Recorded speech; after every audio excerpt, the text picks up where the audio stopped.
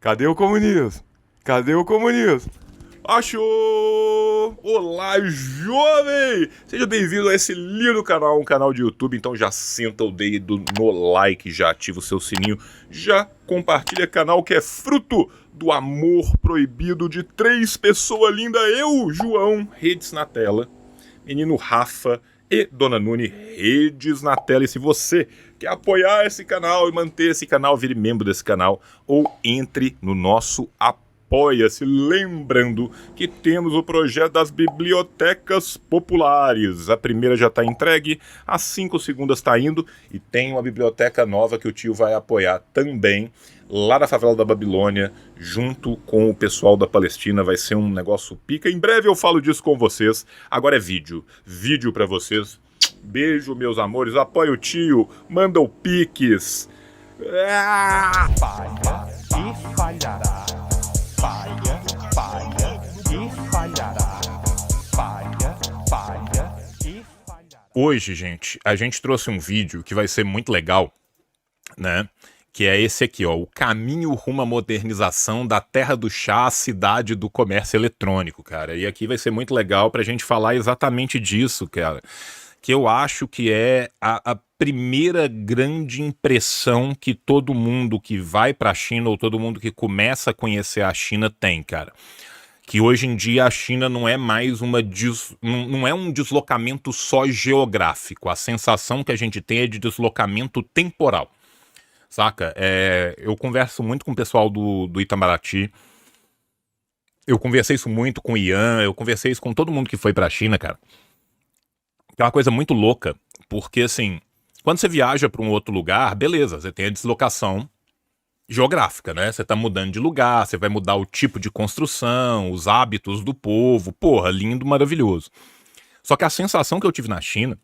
E olha que eu cheguei na China numa das cidades menos modernas da China, que é Pequim. Pequim tem uma parte que é muito moderna, mas Pequim tem uma parte que é muito histórica e tem uma parte que é muito tradicional, porque assim, quando você vai pro centro Sim. assim, entre aspas, centro de Pequim, né? Porque é difícil uma cidade em anéis a gente falar que tem um centro, mas assim, quando você vai para essa parte mais Sim. governamental de Pequim, que aí você vê o Aijiaobu, você vê o museu, você vê a Praça da Paz Celestial, você vê a Cidade Proibida, né? Você vê o grande salão do povo. Ele é muito datado, né? Assim, você vê que são construções mais antigas, construções naquele estilo quase que vindo do realismo soviético, né? Que foram construídas ou reconstruídas na década de 50, 60, 70 e tal. E Pequim, ao mesmo tempo, cara, tem uns prédios que parece que você tá viajando pro ano 3000. Parece que você tá indo, né, pro futuro. Quando você chega em Xangai, a impressão que você tem é só futuro, porque você já chega em Xangai num trem que flutua. Né? Então o maglev é a primeira patada na sua cara. E depois você chega na cidade, a cidade é toda futurística e tal. E a China tem muito disso, cara. A China tem muito de te dar a impressão de que você não tá viajando só no espaço, que você tá viajando no tempo. E essa sequência de vídeos que a gente vai fazendo aí da CRI, né? Inclusive, assim, vira e mexe, o pessoal pede pra gente, quero uma fonte legal de China, que tem em português. Pô, a CRI é uma das mais legais de todas, cara, porque tem muita coisa. Tem muita coisa em português, tem muita coisa em espanhol, né? Então, assim, pra quem não necessariamente fala o mandarim ainda, né? Você que ainda está começando o curso, né? Ou você que não tem acesso a outras línguas, cara, é um puta lugar legal. Tanto o canal deles de YouTube, mas principalmente o site deles, que é um site muito completo, tem coisa pra caralho, todo dia tem notícia pra caralho, assim, e tal. Mas a gente tem essa impressão brutal de mudança, de deslocamento temporal. E eu imagino que a primeira vez que você foi, você também teve isso, né, cara? Porque, pô, a gente sai do Brasil e tal e bate aí, cara. É um negócio meio assim, caralho, meu irmão, o que que tá acontecendo? Cara, mais ou menos. Eu vou até compartilhar um pouco disso, porque a primeira vez que eu vim foi em 2008, né? Não, você foi Então, pra assim, Taiwan, né? ainda não teve isso. Só que aí não tinha tido esse salto tecnológico que a gente vê hoje muito claro com aplicativos, com as funcionalidades que tem em smartphone. Em 2008 ainda não tinha smartphone popularizado, né? O Uhum. iPhone foi lançado em 2007, só as pessoas mais ricas tinham. Eu conheci uma galera em Taiwan que ainda tinha BlackBerry, que a geração mais nova não sabe nem o que é, então você não tinha todas as. E E daí, tipo assim, você não tinha todas essas coisas de delivery, essa coisa de você, o entregador, o delivery já tinha, né, gente? Obviamente, você tinha o Disque Pizza, você podia ligar para uma pizzaria e pedir. Você não tinha com essas praticidades que você tinha você tá em qualquer lugar e você pegar o smartphone e pedir, tá?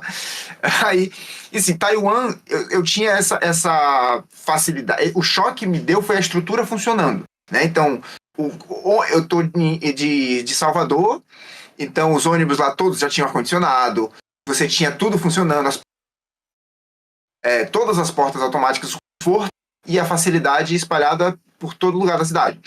E quando eu visitei a China em 2010, a China continental, essa facilidade já não era tão cara Brasil ainda. E aí você tem um salto, quando eu vou em 2015, a China já é um outro patamar, assim, coisa de 5 anos, já é outra coisa, e eu volto para cá agora em 2022, pós-pandemia, e já é outra coisa. E aí sim, dá essa choque, traz esse choque de que a gente parece que viajou para o futuro, mas depois que você mora aqui, você se acostuma tanto com facilidades, vira que cai a ficha e assim, eu até discordo quando a galera fala a China está em 2050, porque, bicho, a gente tem que recordar que a gente está nos anos 2000, anos 90 ainda. Essas tecnologias já são popularmente usadas aqui na China e não precisava ter nada, não tem nada de absurdo assim a gente adotar. Tem muita coisa aqui que é tão prático, quando você se acostuma, é uma besteira, sabe? É um QR Code que resolve uma coisa. Mano, Que, não sei. o pagamento por WeChat, cara, eu vou te falar de uma que quando eu fui, assim, eu fui em 2019, né, eu não conhecia a China, só estudava a China há muito tempo, nunca tinha ido, fui em 2019, e inclusive foi com essa mesma moça que me chocou com a água morna. Eu choquei ela na hora que eu tirei notas de papel, entendeu? Porque quando eu passei né, em Doha, eu troquei dinheiro, né, cara? Porque como qualquer viajante comum, né, você fala assim, porra, eu preciso de ter dinheiro local pra quando eu chegar lá eu pagar as paradas. Né, vai o inocente com o seu dinheiro de papel, assim como faziam os antigos maias, né, assim como faziam os astecas, achando que eu ia chegar abalando, né, porra, já tem as notas, não sou o gringo filha da puta tentando pagar os bagulho em dólar ou em euro. E eu cheguei assim com a nota, cara, ela regalou o olho de todo o tamanho, coçou a cabeça e foi ver se ela tinha notas pra me dar o troco, saca? E aí eu fiquei meio assim, tipo assim, porra, é um 7-Eleven, pô, é um mercadinho que fica aberto de madrugada, todo mundo tá nessa porra. Por que que eu sou o idiota aqui? Por que que eu tô sendo visto como um alienígena? E aí, cara, ela me pediu pra esperar e a galera foi passando na fila. E todo mundo passava na fila com o celular e fazia assim. Fazia assim com o celular. E eu fiquei olhando aquilo ali, cara, com a cara de cu. Saca? Tipo, sei lá, cara, a sensação que eu tinha é... Se você tirar um maluco de 1.500 e mostrasse um Pix pra ele, tá ligado? E eu fiquei olhando pra aquilo, cara, e todo mundo passou e depois ela me devolveu as notas, cara. Eu cheguei no hotel, eu virei, assim, muito discretamente pra um brother que eu já conhecia de antes da viagem e tal. Eu falei assim, cara, que rolê que é esse que a pessoa aproxima o celular e paga? E ele falou, não, aqui é tudo assim. Ele tava servindo na China, sacou? Ele falou, não, aqui é tudo assim. É porque seu WeChat é novo, a gente acabou de fazer ele, então seu WeChat ainda não vai ter essa funcionalidade durante um tempo, mas daqui a pouco você vai poder colocar dinheiro nele e todo mundo usa pra pagar. Ninguém mais usa dinheiro aqui. A coisa mais rara é dinheiro de papel. Se você chegar com dinheiro de papel em algum lugar, a pessoa vai te olhar estranho. Eu falei, já olharam, sacou? Fica tranquilo, eu já fiz isso. Né? Então, sim, Chico Bento na China. Obrigado, Vi. Obrigado, é isso. É o roceiro na China, tá? Então eu fui 100% de Chico Bento na China, cara. Você só falou Chico Bento na China e as poucas vezes que eu vi alguém usando o dinheiro em espécie aqui, basicamente era isso. Era alguém muito da roça, talvez que não tivesse acostumado nem a usar o smartphone, chegou aqui a turismo em Hangzhou, estava ali numa loja de conveniência pedindo para a pessoa receber o dinheiro e ela dar o troco no Alipay, né? No WeChat ou no Alipay. E aí, para não ter que andar com dinheiro. E aí a pessoa da loja que eu venho compra alguma coisa aí que eu lhe dou o troco em Alipay, na boa. E eu vi assim, acho que menos de 10 vezes em 2 anos morando aqui, pessoas usando dinheiro, e se duvidar, 2 dessa contagem fui eu. Porque eu tinha um dinheiro guardado e estava ali para gastar, porque eu tenho dinheiro guardado até hoje, tá ali atrás.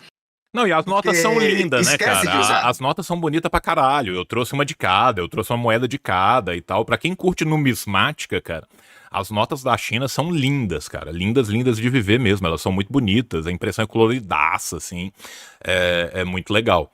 E na moral, cara, eu senti isso em todas as vezes que eu usava dinheiro depois, saca, velho? Na época, cara, eu tinha uma chefa aqui que ela adorava os vestidos de seda chinesa e as pérolas da China, né? E tem mercado de pérola. Ela virou pra mim e falou assim, ó, já que você tá indo, eu te pago tudo depois, mas você vai trazer pra mim uma peça de seda pra eu fazer um vestido e você vai trazer pérolas pra mim. Eu falei assim, senhora embaixadora, a senhora manda, eu obedeço que eu tenho juízo. E aí eu fui comprar os bagulho pra embaixadora, cara, e eu chegando com um bolorô de dinheiro pra pagar os negócios e tal. E aí todos eles olhando assim, saca? Tipo assim, devia ter anos que a pessoa não via um bolo de nota junto, assim, saca? E eu me senti muito, cara, muito interiorano, o roceiro chegando, entregando as coisas e o pessoal falando assim, bem-vindo viajante do passado, ainda aceitamos as suas tradições abandonadas no tempo aqui, saca, velho? Foi muito engraçado, cara. Gente, vamos começar então o react, Bom, seu vamos, Gordão? vamos começar o. Vamos Vamos, botar já aqui. chegou gente suficiente aí, né? Não, já estamos com gente suficiente, quase batendo 1000 visualizações aqui. E agradecer a vocês que estão aqui vendo ao vivo, mandar um beijo para vocês que estão vendo depois e lembrar para vocês que estão vendo o vídeo ao vivo, quem puder deixar o seu curtir, quem puder deixar aí o seu comentário, ajuda, porque o algoritmo, ele recebe o comentário como um sinal de que a live está legal, e aí ele mostra a live para mais gente. Então, por favor, né, seu dedo não cairá, tá? Então pode dar o like aí, ninguém vai ficar sabendo, tá? Ninguém vai apontar e rir pra você no trabalho porque você apertou o joinha, pode dar o like sem medo de ser feliz, o dedo não cai, tá? Curta a live, que quanto mais vocês curtirem a live, mais gente vai vindo pra live, tá? Hoje nós estamos aqui com o maravilhoso react Caminho Rumo à Modernização, da Terra do Chá à Cidade do Comércio Eletrônico, da CRI, né, da China Radio International, né, que já deixou de ser só uma radio há milênios, né, é um mega portal.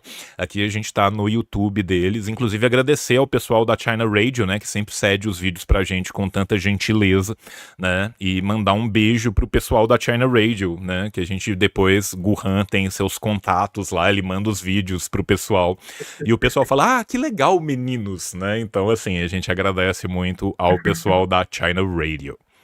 A tecnologia inteligente está cada vez mais presente em nossas vidas. Ela está mudando nossa maneira de trabalhar, se comunicar e viver. A inteligência artificial e o aprendizado de máquina alcançaram avanços significativos nos últimos anos, e são constantemente aplicados na produção automotiva, na fabricação de drones e equipamentos e no sistema de logística. E a gente sabe que não é só nisso, né, cara? A gente viu, por exemplo, lá naquele vídeo da Mongólia interior, de fazer vinho maluco até tirar leite, os caras conseguem, né, meter os parques industrial todo automatizado. Tanto que hoje em dia você vê a fábrica aí, cara, você vê aqui, ó, os gatos pingados, sacou? Você não tá vendo 15 trabalhadores num lugar gigante, né? Ou seja, os caras estão ali só para manter o rolê funcionando. Estou prestes a viajar para a China para conhecer as novas tecnologias de lá. Esse cara, se eu não me engano, é tcheco, né? Esse que vai aparecer no vídeo hoje. Eu acho que ele é tcheco. Eu já vi umas coisas dele antes. Eu sei que ele é do leste europeu. Eu não sei de onde exatamente, mas eu acho que ele é tcheco. Eu acho que era.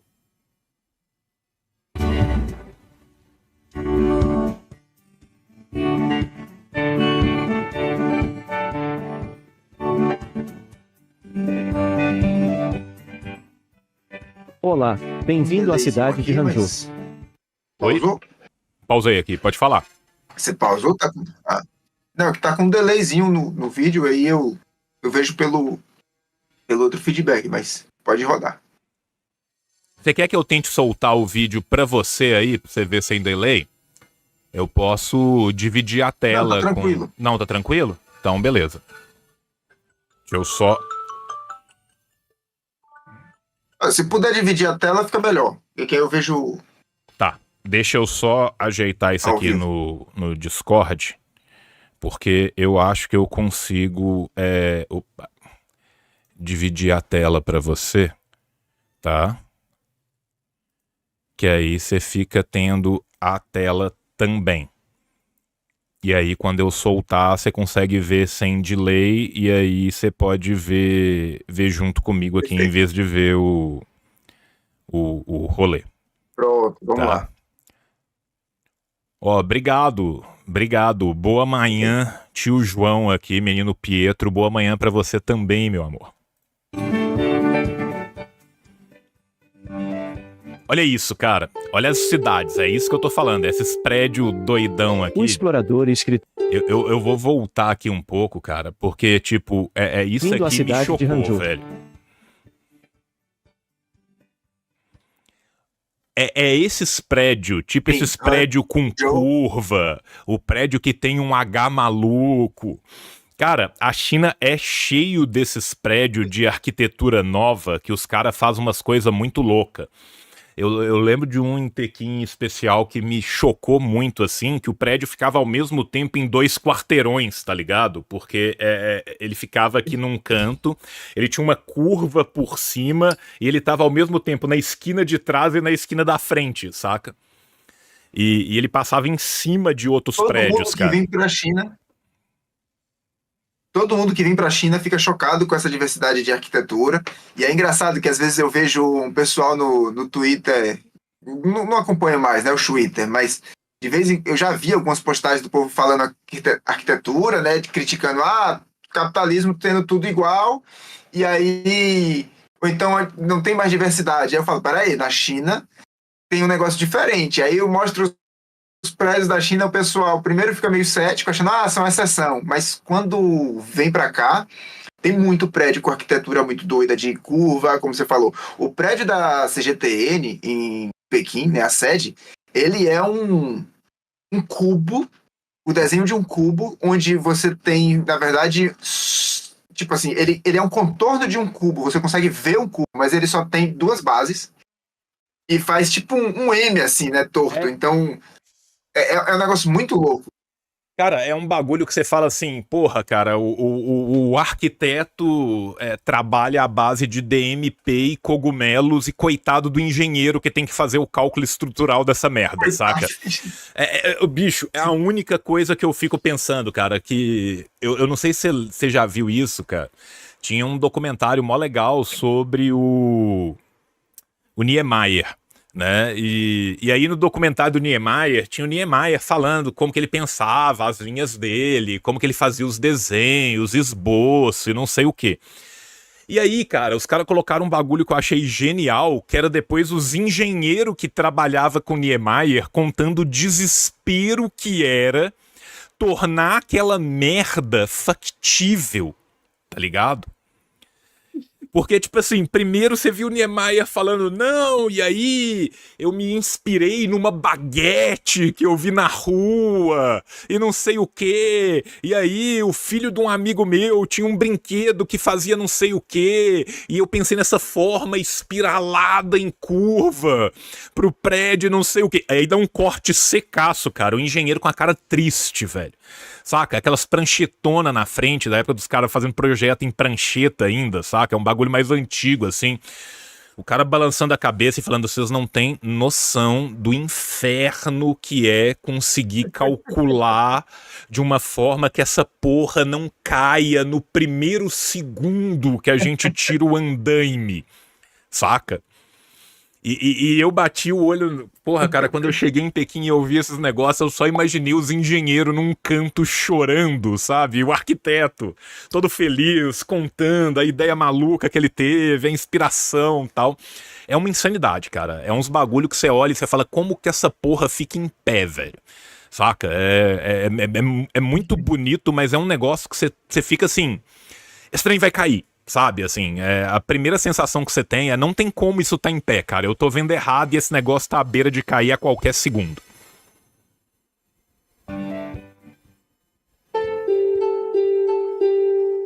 Isso aí é o O Chihu. explorador e escritor italiano Marco Polo esteve do uma qual eu vez. sou embaixador, tá? Vou deixar aqui a carteirada. Eu participei de um programa de embaixadores do Chihu que acontece aqui todo ano de formação. Me convidaram e quem quiser visitar o Chihu eu posso apresentar para vocês. Esse é o lago, o cartão postal da cidade de Hangzhou. Aí, ó, e de Hangzhou o Gohan entende, tá, gente? Se tem um homem que entende aqui dos meandros de Hangzhou, é esse homem. Em Hangzhou e se apaixonou de cara pela cidade. Eu também, mas a cidade que vi é bem mais moderna. Bem-vindo ao Lago Oeste. Em Hangzhou, nos orgulhamos de várias especialidades locais, incluindo o Chalongjin do Lago Oeste que é plantado naquele monte. A primavera é a melhor estação para a colheita. A colheita acontece uma vez por ano. Esse é o chá que você tá tomando? Exatamente. Já tá acabando aqui, já tá frio. É da Vila Longjing, né? Esse é um dos chás mais famosos da China e acontece nas montanhas ao redor do Chihu. Ele é cultivado nas montanhas ao redor do Chihu. Eu tenho uma caixinha dele aqui, para quem quiser ver. Eles são vendidos em latinhas assim, não só dessa forma, né? Mas essa é uma das embalagens mais comuns de souvenir. Eu tenho aqui uma fechada e tenho uma aberta. Mano, E outra esse coisa, chá, cara. ele chega a ser muito caro. A preocupação que a galera tem com embalagem aí é outra coisa que chama muita atenção, cara. Você tem dificuldade de Sim. comprar uma água feia na rua, saca, velho? Que foi outra coisa que me chamou a atenção pra caralho, cara. A gente ia de um lugar pra outro, fazendo segurança de delegação, e aí a gente tinha que passar antes nos lugares e tal. E aí a gente sempre comprava uma aguinha, comprava um suco, comprava um chá e tal. Cara, as embalagens são todas lindas, velho. Eu não sei como que a China não tem problema de acumuladores, saca? Se o Discovery Channel tivesse oportunidade de chegar na China, deve ter vários estrangeiros que vivem em casas entupidas de embalagens, porque as embalagens são lindas, velho. Eu lembro que tinha uma sequência de embalagem de água, cara, que era do Jornada para o Oeste. Cada uma das águas era um desenho remetendo a alguma parte do Jornada para o Oeste, cara. Então era uns desenhos muito bonito, velho. Eu guardei garrafa d'água chinesa por anos aqui. Quem perdeu foi o Eric, saca? Que ele pegou emprestado pra ir no clube e perdeu minhas garrafas d'água toda. Mas assim, eu guardei, velho. Ó, cara, eu comprei um bolinho aqui perto do Chihu, porque é da dinastia Song, e ele veio numa caixa. Foi tipo assim, 3 bolinhos eles mandaram numa caixa. Eu guardei a caixa, cara. Essa é a embalagem que eu guardei. Olha pra isso. Nossa, velho. Esta é a caixa de um bolinho que você comprou na China. Eu acho que essa caixa veio o brinde que eles deram o bolinho. É só a caixa. Esse negócio aqui é a Fênix, ou uma pagoda aqui, o Chihu. Então, é um negócio absurdo de capricho. Eu guardei porque fiquei sentido com essa caixa aqui. Brilhante, embalagem. As embalagens de delivery aqui, as entregas chegam com isopor protegendo. A galera manda os negócios aqui no capricho que você fica assim, velho, eu não vou jogar esse saco fora, mas acaba que a gente joga pra não acumular. Não, cara, eu lembro que eu pedi uns livros, velho, quando eu tava aí, os caras me mandaram os livros embrulhados em jornal antigo, com pôsteres da época da Revolução Cultural, saca? O embrulho do livro era tão bonito, cara, que eu fiquei assim, porra, como que eu vou abrir isso aqui sem rasgar, saca? E os caras simplesmente assim, foda-se, pega qualquer coisa aí e manda, saca? E tipo assim, o negócio era muito bonito, cara. Eu vou ser sincero com você, cara, eu tô na página da Natália aqui, eu viria acumuladora 100%, né? E uma dica aqui que foi dada entre 4h19 e 4h21 em horário local pelo menino João, a latinha é boa pra guardar outras ervas, se vocês me entendem. Meu Deus do céu, hein, meu amigo? Numa rádio católica, numa rádio cristã, João Vitor, que absurdo, tá? Mais tarde, vou levá-lo para provar o recém-colhido Chalongjin.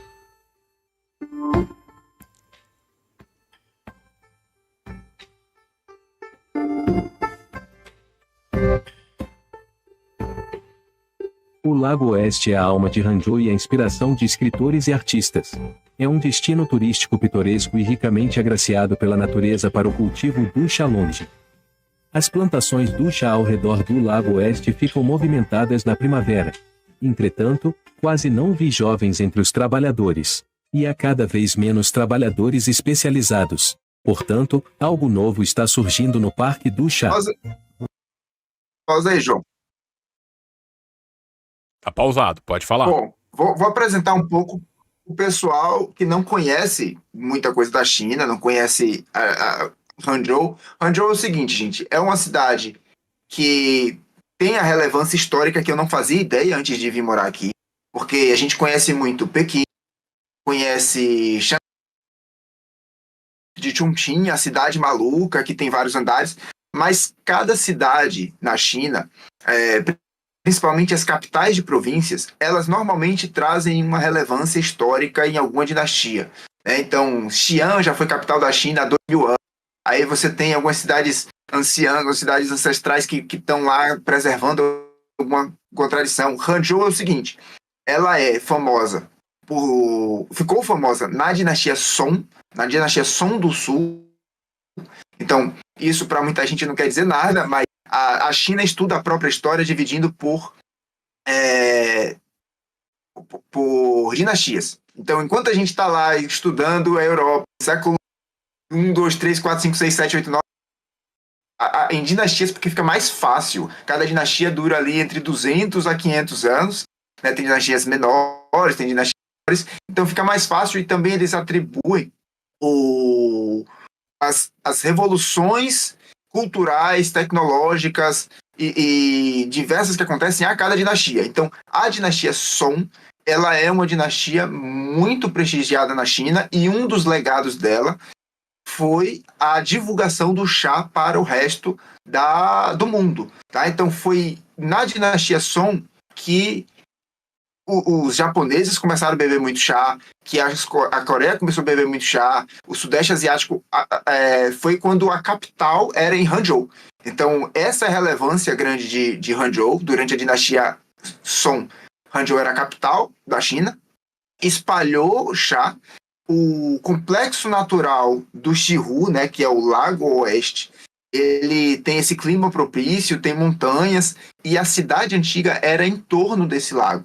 Então, o lago ele tem um monte de paisagem natural, ele é enchido pelos rios, e o pessoal fez um complexo com canais para não transbordar.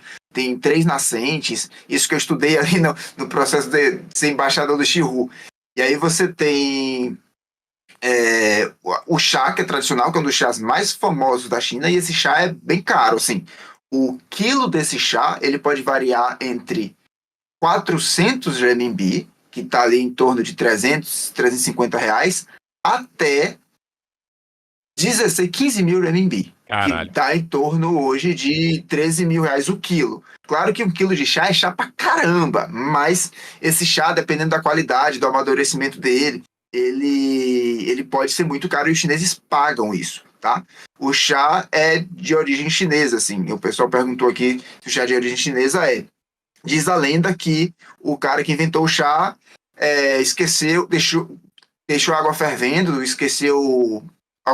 deixou cair por acaso algumas folhas de uma planta no chá, gostou do sabor, tomou. Os chineses têm muito disso na medicina chinesa. Eles experimentam e deu certo, não fez mal, eles vão testando, né? Eles sempre foram muito experimentadores, assim. E aí foi desenvolvendo técnicas de quais são as melhores folhas para ferver, para fazer o chá, e virou. Então, o Longjing Cha, que é o que eles estão falando aqui, é um dos chás mais famosos, mais prestigiosos da China, que é caro. E eu fui nessas montanhas, eu cheguei a colher o chá. A faculdade me levou lá da Força Jovem Comunista, e parece piada, mas são os eventos que os membros do partido da universidade têm que fazer com os colegas. Então, a gente vai lá conhecer o chá, e essa vila é incrível. Tem um museu, é porque eles não vão falar disso no vídeo, então tem o Museu Nacional do Chá na China, nessa vila. e você consegue visitar a muda que o mal plantou, que o mal colheu o chá. Né? Então lá tem uma muda de chá que o mal visitou. Ele reconheceu a importância do Longin Chá, e aí ele tirou o chá de lá, e essa muda do chá está até hoje cercadinho com um memorial dizendo assim, toque, aqui foi onde o mal passou e colheu o chá, e está lá preservado. E autoridades que visitam também, tem registros de foto. O Obama foi para lá, tomou o chá com Xi, na época que ele era o presidente. Então você tem muita importância e muita relevância essa região do Lago Oeste e Hangzhou por causa desses aspectos. Bom, é isso. Eu acho que a minha imagem está cortada.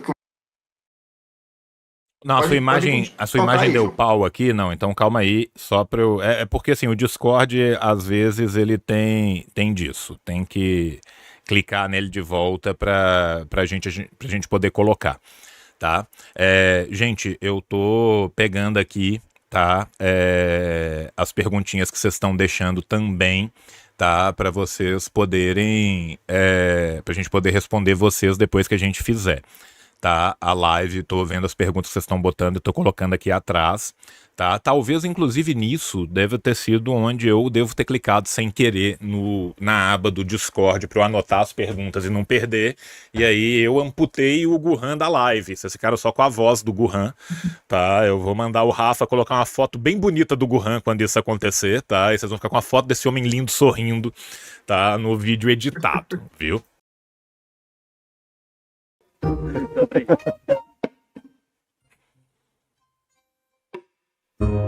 O objetivo do nosso robô é substituir o trabalho manual para colher as folhas de chá.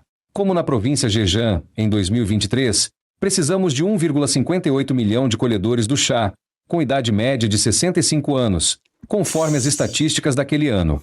Devemos considerar que, daqui a 10 ou 20 anos, talvez não haja ninguém para colher, e não poderemos tomar um chá tão bom. A nossa próxima meta é possibilitar que a máquina substitua completamente o trabalho humano. Uma máquina pode substituir 4 trabalhadores. Então, teremos, com certeza, muitos robôs trabalhando aqui. E aí, gente, a gente tem que pensar que o que vai acontecer com essas pessoas não é que elas vão morar na rua da amargura e vão ficar chorando, morrendo de fome enquanto elas estão colhendo chá. Tá? Enquanto a máquina está colhendo chá e eles estão dando pedrada. A questão é que cada vez menos pessoas estão indo, se colocando à disposição de pegar o chá exatamente por causa da diversificação da economia, né? A gente tem um desemprego estrutural que é muito baixo na China. Então essa substituição também, né, vai disso. E tem uma outra coisa também, né, que as pessoas envelhecem, gente. Tá? E as pessoas que tinham a especialidade de colher o chá eram pessoas que sabiam como que pega, como que tira, né? E as pessoas mais jovens indo para outros tipos de emprego, falta gente para colher o chá, cara. Não deve ser tão fácil assim você achar 2 milhões de idosos especializados em colher o chá à mão, tá ligado? João, tem outro detalhe, cara. Além do que você falou, como eu disse, quando eu visitei essa vila pela universidade, a gente experimentou colher o chá, né? Eles deram uma cestinha pra gente, a gente foi lá, experimentou na serra, não foi nesse lugar plano aí não, porque o chá normalmente é na montanha, e aí você tem essas mudinhas, olha só a altura das pessoas ali, é baixinho, tem uns que você tem que ficar abaixado em tempo ali, imagina você ficar 3, 4 a manhã inteira, porque o pessoal não espera o sol subir, ele vai de manhã cedo.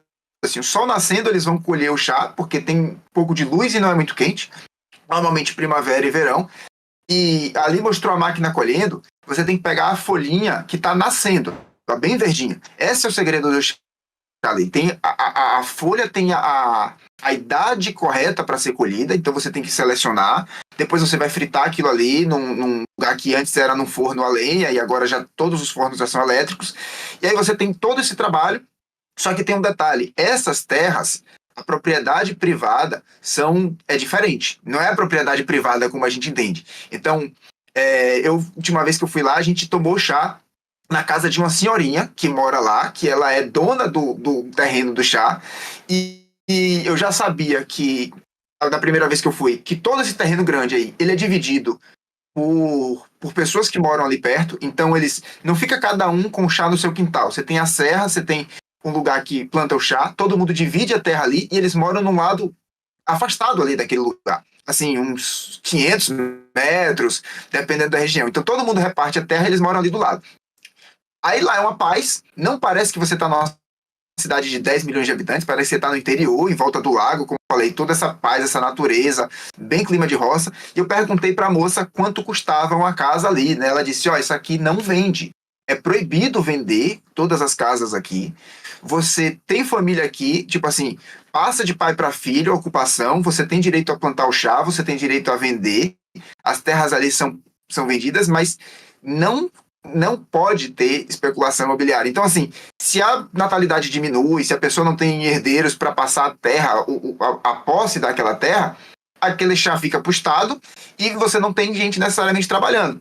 E como você falou, a diversidade de trabalho, o jovem hoje ele estuda, ele faz mestrado, ele faz doutorado, ele não quer passar uma manhã inteira de segunda a sexta, de segunda a segunda, colhendo chá. Então você, eventualmente, para manter a produção do chá que é consumido pela China inteira, você vai precisar substituir esse trabalho por algo que seja igual eficiente. E para mim é um grande...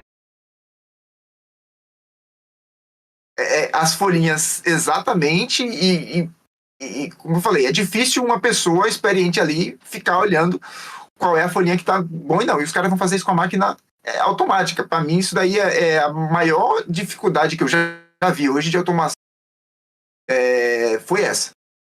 Vou chamar o Durante, que é engenheiro de automação, e falar, tu não é engenheiro de automação, porra? Agora que tá aqui o desafio pra você. Fazer máquina de lavar é muito fácil. Tá, eu quero ver você fazer a máquina que colhe a folhinha perfeita do chá, igual o honorável senhor Han que estava colhendo ali nessa manhã. O problema do envelhecimento da população é mundial. Portanto, precisamos de mais tecnologias avançadas para reduzir a carga na produção agrícola. Escolas de ensino superior de pesquisa científica estão desenvolvendo robôs automatizados para a colheita do chá, o que é muito necessário. Ao meu ver, essa tecnologia precisa de um forte suporte de algoritmo. Em comparação com frutos maiores como maçãs e morangos, é mais difícil distinguir as boas folhas de chá. Que bonito lugar, cara.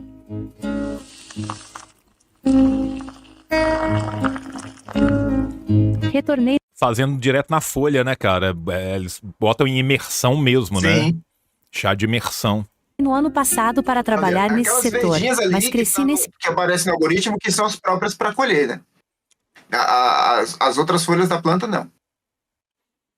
Você vê que é um trabalho muito especializado mesmo, cara, muito massa os caras conseguirem fazer isso. E a gente vê nisso também, cara, a diferença da automatização numa sociedade que tem um planejamento, né, cara?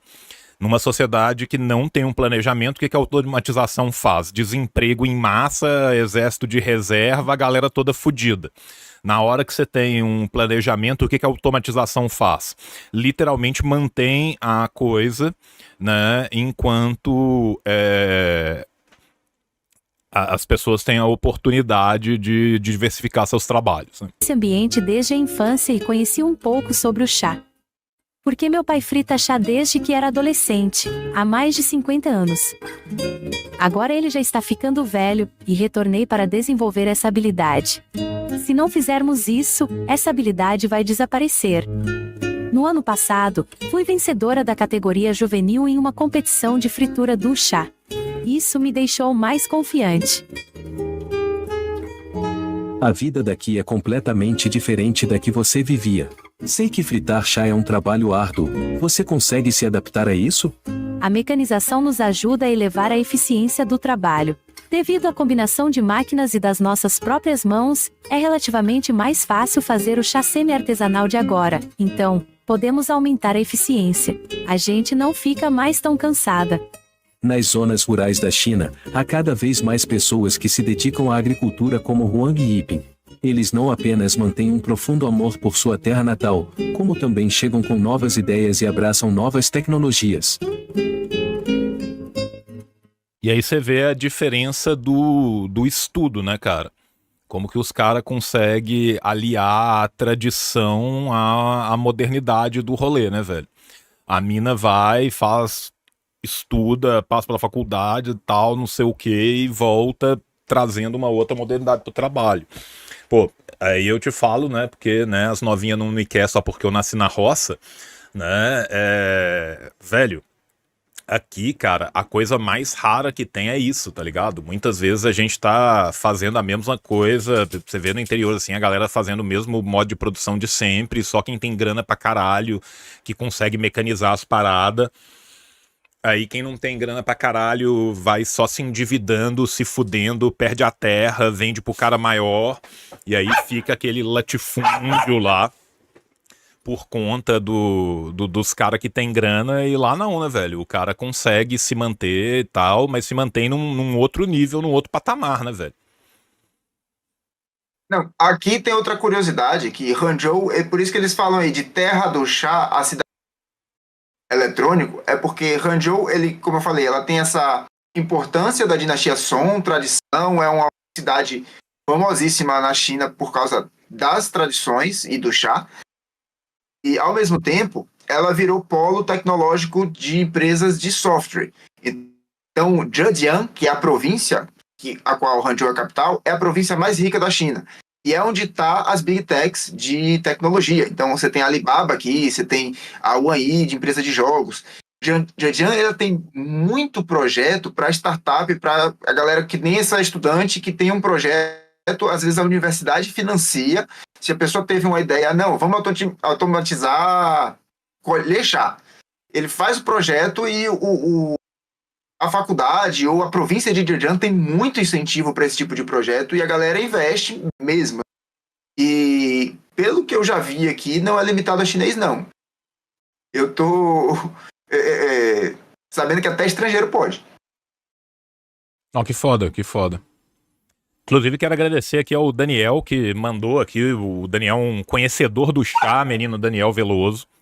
Né? Fritam o chá para interromper a oxidação e manter ele verde. Caso contrário, ele fica preto ou vermelho. A mesma planta que faz o chá verde faz o preto e o vermelho, o amarelo, entre outros. Olha só, cara, eu não tinha a menor ideia disso, cara. Saca que tinha... Eu não sabia, eu vou agradecer ao Daniel, que eu não sabia que era para interromper a oxidação. Mas eu sabia que todos eram da mesma folha e cada um tem processos diferentes. Então eu descobri isso no Museu do Chá, que eu fui, que também tem na Vila, o Museu Nacional do Chá. Então ele fala diferentes povos, diferentes etnias da China, cada um cultivando o seu chá da sua forma tradicional. Tem chá que você tem que deixar no escuro, que você cozinhar de jeito X, Y. Então a fritação eu não sabia que era a oxidação, mas eu sabia que esses tipos de chás vêm da mesma folha. Olha isso, obrigado, menino Daniel, nosso especialista em chá do chat. Né, eu vi vários outros especialistas em fritar outro tipo de planta, tá? Eu estou vendo vocês no chat, tá? Então cuidado com o Xandão, no máximo 6 pés de chá em casa, viu, jovens? Cuidado.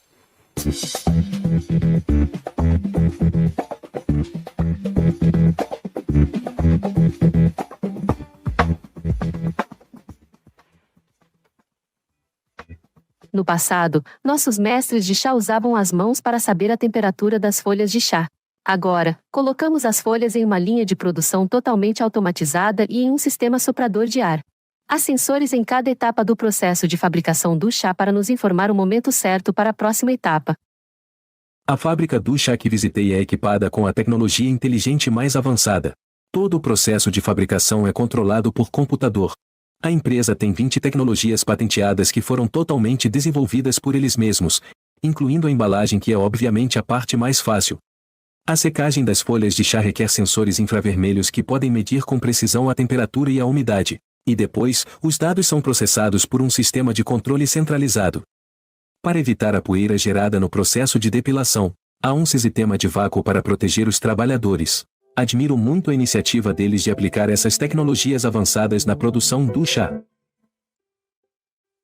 Mano, eu só quero lembrar pra vocês que há 70 anos atrás esse pessoal tinha uma expectativa de vida de 34 anos, velho.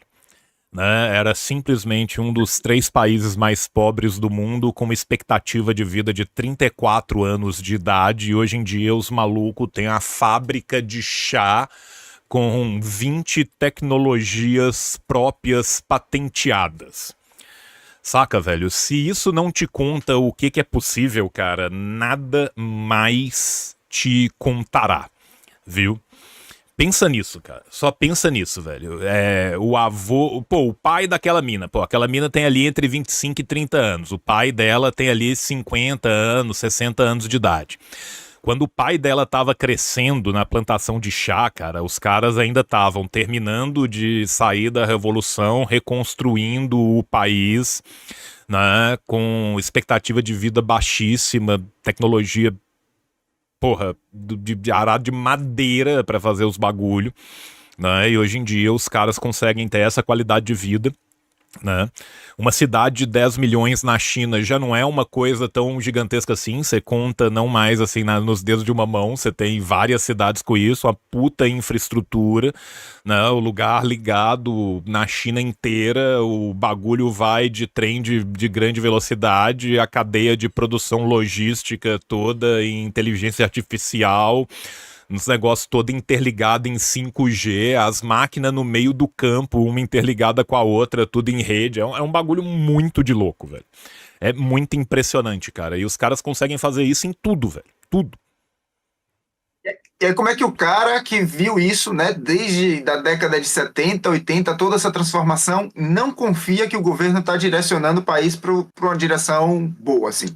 Tipo assim, o cara vê esse desenvolvimento, ele vê tudo isso, né? A filha tendo educação que ele não teve, ver as tecnologias que a China está desenvolvendo, porque é isso, é a patente própria da empresa, não é tecnologia estrangeira, não é comprou as máquinas da Itália, vai fazer chá. Os caras estão vendo a China de fato desenvolvendo, resolvendo um problema, e é um problema que ele conhece de perto, então ele sabe assim, poxa, meus filhos e os filhos dos meus vizinhos não querem mais colher chá, e o governo está ajudando no desenvolvimento da produção de chá ficar melhor, mais eficiente, com menos pessoas trabalhando.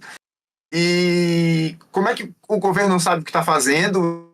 E tipo assim, quando o pessoal fala, a gente fala daquela pesquisa que a população tem 93% de confiança no governo, é por causa disso. O resultado está na prática que a pessoa vê todo dia. Não é porque o governo controla e pode falar mal do governo.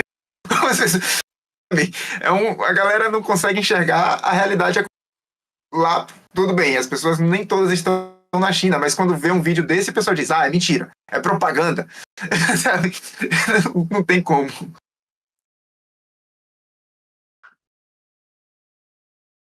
O burro aqui tirou o som. Desculpa. Ainda não criaram a máquina para substituir o streamer burro, mas em breve, tá? A China também desenvolverá a patente de substituir o streamer burro que esquece de colocar som no vídeo.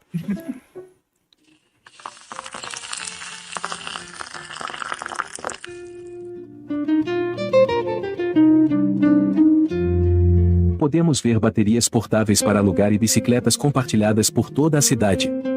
Barcos turísticos autônomos no Lago Oeste e dispositivos inteligentes no Parque do Chá também podem ser encontrados. À medida que a tecnologia nos oferta mais possibilidades, as maneiras de cultivar, fazer negócios e consumir gradualmente mudam. Isso significa não apenas o aumento da eficiência produtiva, mas também uma contribuição para uma vida melhor. Acho que esse é o nosso futuro e o futuro já chegou aqui.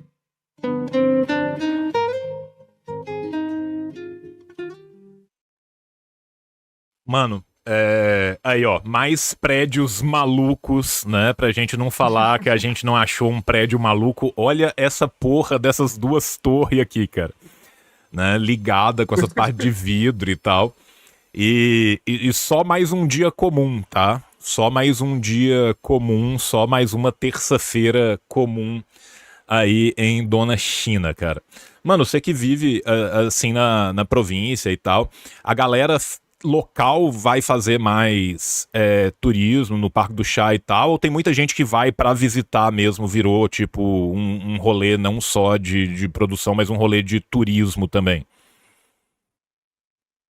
O Xihu, que como eu falei, é todo um complexo ambiental, né? É um parque preservado, a gente pode dizer assim, equivalente ao Parque do Xihu. Ele é o destino para todo mundo.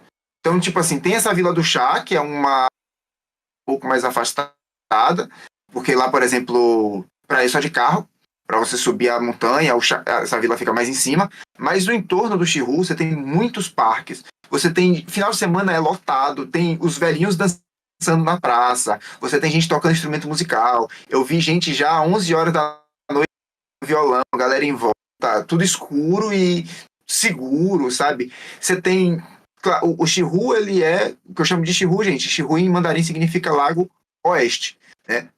Então, o Lago Oeste, ele é o cartão postal da cidade, ele eu diria que é o destino mais visitado por turistas, no caso, principalmente turistas chineses de outras cidades, mas também é um lugar muito forte para a população local. Obviamente, as pessoas que moram aqui não vão sempre para a Vila do Chá, assim. Vai uma vez, vai levar o amigo de visita. Assim como o carioca não vai no Cristo Redentor todo dia. Mas ele vai para a praia. Então, a praia seria o equivalente ao Xihu, porque é o espaço de lazer. Aqui em Hangzhou não tem. Então, o pessoal vai sempre para o parque, para o lago, e é um ambiente de lazer.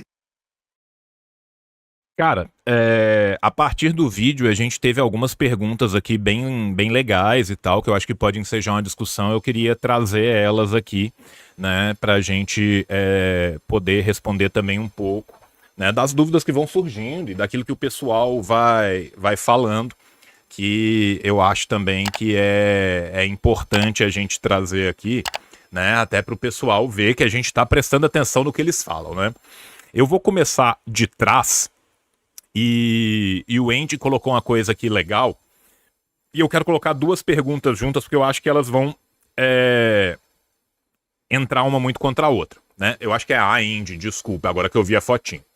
Né? Gostaria de ver o ponto de vista sobre a perda cultural que se tem nessa dos jovens migrarem para cidades e não voltarem. Não seria o caso de incentivar esse retorno ao invés de partir para automação, né? E antes disso, o Vise, que já passou um tempinho aqui, o Vi, que passou um tempinho mais atrás aqui, eu acho que eu ainda consigo pegar ele, né? E ele faz exatamente o ponto contrário. E aí eu acho que dá uma discussão muito legal, que ele fala, pô, esse é um ponto legal se puderem comentar. O desenvolvimento tecnológico está ligado a uma mudança de mentalidade, de estilo de vida, de projeto, de sociedade, e isso é mais profundo que só a máquina, né? Então você vê como é que é legal, porque, tipo assim, o pessoal do chat tá pegando exatamente a situação, fazendo as suas análises, trazendo aqui pra gente, e isso traz uma coisa muito legal. Eu vou me permitir começar e depois eu vou passar a palavra pra você, né? E aí a gente tem que entender, gente, um processo que acontece na China e que aconteceu em longa duração, e que a partir de mais ou menos uma geração e meia pra cá, ele se reverteu, né? Então, assim, pô, Andy manda aqui, pô, não seria legal incentivar esse retorno, né? Porque as pessoas mudavam muito. Então, né? Olha que loucura. De fato, a gente teve um momento de uma migração muito massiva na China, tá? Eu quero que vocês imaginem um mapinha da China na frente de vocês, tá? E que vocês cortem ele no meio, tá? Vocês cortando ele no meio, esse canto da minha mão aqui, ó, essa partezinha aqui, ó, que vai daqui embaixo aqui e sobe, eram os lugares onde tinham as grandes concessões estrangeiras, principalmente, ainda durante o século da vergonha, e foram os locais aonde começaram os pontos de contato com o colonialismo ocidental e que atraíram um número de população maior. Então, o que acontece? Acontece que a China, né, apesar de ser um país muito povooso, não é necessariamente um país muito povoado. O que isso significa dizer? Né? Ele é muito populoso, ele tem uma população muito grande, mas ele é densamente povoado de forma muito diferente. Tem lugar na China que a densidade populacional é ridiculamente baixa, né? Você caminha quilômetros e quilômetros para achar uma vilinha com 30 pessoas. E você tem lugares na China que você tem grandes cidades, mega cidades. Durante o período, principalmente do começo da Revolução, você teve uma migração muito grande na China, que era basicamente uma seta dessa mão de cá para essa mão de cá. Então as pessoas fizeram isso, elas foram muito para essa costa aqui da China. E isso, de fato, fez com que estes locais da China, que já eram mais baixamente povoados, tivessem problemas de população. Com o passar do tempo, com o desenvolvimento das condições materiais na China, a gente começa a notar que esse pessoal, que antigamente a vida deles era migrar, eles deixam de migrar, e que parte dessas pessoas que tinha vindo para cá começa a voltar um pouco para essas zonas de população. Por quê? Porque, inclusive, era um problema de densidade populacional na China. Tinha lugares que precisava mesmo que conseguisse voltar essas pessoas, mas você não vai voltar as pessoas na pancada, você precisa de dar condições mínimas para que essas pessoas voltem, tá? Então, assim, todos os processos que foram construídos ao mesmo tempo, né? E aí a gente tem que pensar aqui no que o Vi falou, né? Essa mudança de mentalidade se dá em muitas coisas diferentes, se dá em um projeto de sociedade. Então, por exemplo, tinha locais que anteriormente, durante o século da vergonha, durante o período da luta revolucionária, as pessoas daquele local, aquelas etnias, não tinham sequer a possibilidade de falar a sua própria língua, manter a sua própria cultura. Elas estavam dominadas ou pelo Kuomintang ou estavam dominadas por lordes feudais, e aquilo ali era uma coisa que era muito opressora para aquelas pessoas. Essas culturas locais, a gente tem que pensar que nós estamos num balaio, né, de 50 e tantas etnias, é muita gente diferente, por mais que a gente tenha uma maioria Han, né, a gente tem vários locais onde essas etnias são a maioria local, né, e aí, com o governo do Partido Comunista da China, começa-se a investir nesses locais, na sua própria cultura, no ensino da sua própria língua, na recuperação das suas tradições, naquilo que localmente era mais importante. A estrutura política permite que muitas dessas zonas se tornem autônomas.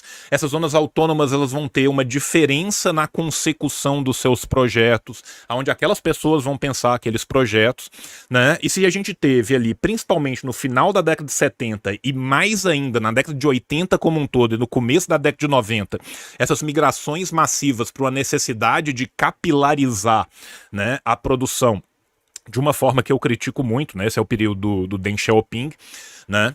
A gente tem, principalmente a partir do Hu Jintao e agora mais com o Xi, né? Essas pessoas que estão ali agora com uma infraestrutura diferenciada, elas não precisam mais ir para uma grande cidade para viver a vida, e muitos daqueles, mesmo de segunda geração, podem voltar às suas origens e tem uma redistribuição de pessoas no país. É óbvio que o país ainda é muito mais populoso nessa mãozinha de cá, né? Isso não quer dizer que, tipo assim, hoje em dia há uma redistribuição maravilhosa na China e você tem exatamente a divisão equânime. Não, tem muito menos gente na Mongólia interior do que tem gente em Xangai, saca? Você tem cidades que tem mais gente do que tem províncias inteiras, tá?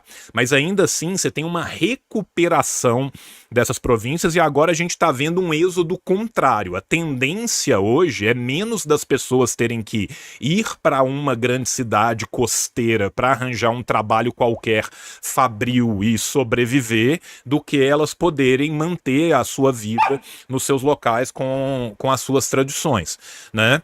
E aí, esse rolê da modernização, ele entra muito mais no sentido de conseguir prover isso do que esmagar uma cultura, do que abandonar uma cultura, né? É uma adaptação que se faz, né, do que era antes. Então eu queria dar esse panorama, porque eu achei que a visão dos dois está muito certa ao mesmo tempo, saca? Assim, é um negócio legal pra gente parar e pensar.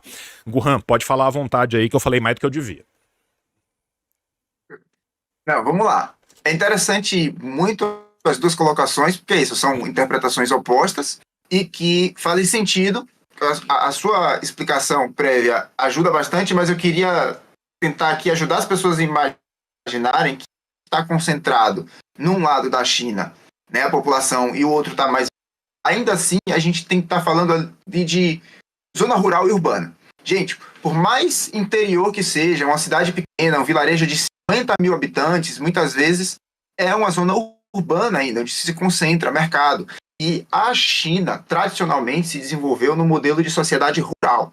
Então, até, eu acho que uns 15 anos, uns 10 anos atrás, passou há pouco tempo, mais 50% da população chinesa, apesar de estar concentrado em uma parte do território, como o tio João falou, ela ainda se vive de forma rural, ou seja, você tem um pedaço de terra, você tem uma casa e você fica ali produzindo sua terra. E a migração passou muito ali a partir do período do Deng Xiaoping, que o Deng Xiaoping, ele inspirado na modernização do Japão, da Singapura, ele queria dar essas condições boas que ele viu nesses países para o trabalhador. E essa migração foi feita de forma controlada. Então, a gente aprende na escola ali o êxodo rural, que as pessoas saíram do Nordeste para as capitais, São Paulo, no Sudeste. Na China, você tinha o seguinte controle, assim, você tem a terra para você plantar. Quando a pessoa nasce, você tem terra para você... A famosa reforma agrária, você tem a distribuição, você pode plantar, criar suas galinhas, você não morre de fome. E para você sair do país, você tem que se respeitar um sistema chamado hukou. Então, quando você muda o seu CEP, né, você muda o seu endereço, você perde o direito àquela terra. E você só pode fazer isso se você tiver um veículo empregatício. Então, foi assim que se controlou muito a urbanização na China. Pessoas que foram para os grandes centros não se aglomeraram em favelas, porque o empregador ele tinha a obrigação de oferecer moradia, oferecer alimentação para as pessoas. Então, na China, você tem uma cultura de quando você vai trabalhar na indústria, você trabalha morando em dormitórios muito bem estruturados, onde a pessoa tem que oferecer isso. E aí você tem essa migração para os centros urbanos, você tem essa tendência de busca por melhorias, por condições, e como o João também falou, o Xi, e aí isso se concretiza no pensamento do Xi Jinping, que esse é o grande salto no pensamento do Xi Jinping que eles têm respeitado e pontuado bastante, é que o Xi Jinping ele busca o desenvolvimento sem perder as raízes. O Deng Xiaoping ele queria desenvolver a qualquer custo, vamos colocar dessa forma assim, né, de um termo mais leigo. Enquanto o Xi fala, não, a gente precisa preservar as nossas raízes, porque ali também tem riqueza. Então, um dos projetos agora do Xi, nesse terceiro mandato, é desenvolver o território da China que ainda não foi desenvolvido, que é o interior e a zona rural. Então, a China tem testado muito complexos hoteleiros para você incentivar o turismo doméstico, e aí você está gerando riqueza para o interior da China. Você já tem meios de transporte com a malha ferroviária de trem-bala, você tem riqueza já distribuindo para todo mundo com e-commerce, todo mundo que planta ali. Eu vou fazer paralelos. Você tem uma produção de mel, você tem uma produção de queijo coalho, você tem uma produção de alguma coisa, você bota na internet e você... Só que a gente está falando aqui de produtos rurais chineses, como a gente já tem visto aqui o azeite, a gente viu várias comunidades que as pessoas distribuem, você distribui riqueza, você desenvolve algumas vilas, você desenvolve alguns locais para diferentes públicos, né? Então a China tem falado esse ano, uma das coisas foi a força dos cabelos grisalhos, porque você tem que ter ali entretenimento, turismo, uma indústria para a galera que está mais velha, porque está com a expectativa de vida maior, você está com a qualidade de poder de consumo.